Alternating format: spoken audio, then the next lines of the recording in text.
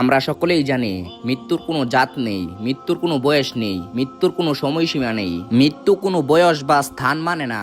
যে কোনো মুহূর্তে যে কোনো স্থানে আমাদের মৃত্যু ঘটে যেতে পারে। তাই বলি এখনো সময় আছে, আমরা ধর্মের পথে ফিরে আসি, মহান সৃষ্টিকর্তাকে ভালোবাসি, সৃষ্টিকর্তার আদেশ নিষেধ মেনে চলি, সৃষ্টিকর্তার প্রতি আনুগত্য হই। কুল্লু নাফসিন জায়কাতুল মৌত। কার কোন সময় মৌত হই তা আমরা কেউই বলতে পারি না। তাই আমরা মৌতের সামানা নেওয়ার জন্য সবসময় প্রস্তুত থাকার চেষ্টা করব।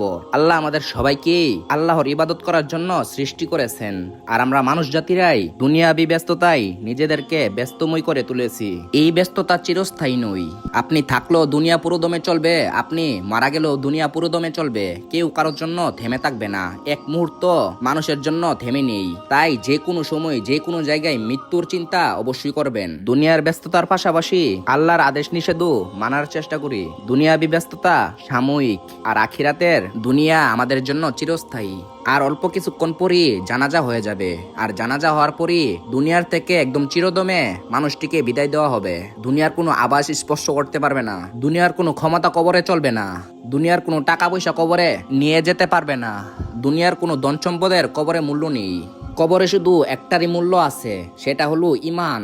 আর এই ইমানটাই আমাদের নিয়ে যেতে হবে। আর আল্লাহর ইবাদত আমরা সর্বদাই সর্বাবস্থায় পালন করতে হবে।